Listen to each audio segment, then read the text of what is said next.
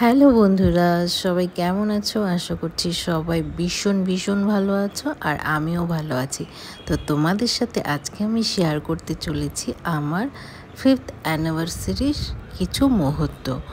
তো এইবার যেহেতু আমার 5th অ্যানিভার্সারির সময় তোজো আমার পেটে ছিল, সেই জন্য সেরকমভাবে সেলিব্রেশনটা আমরা করতে পারিনি।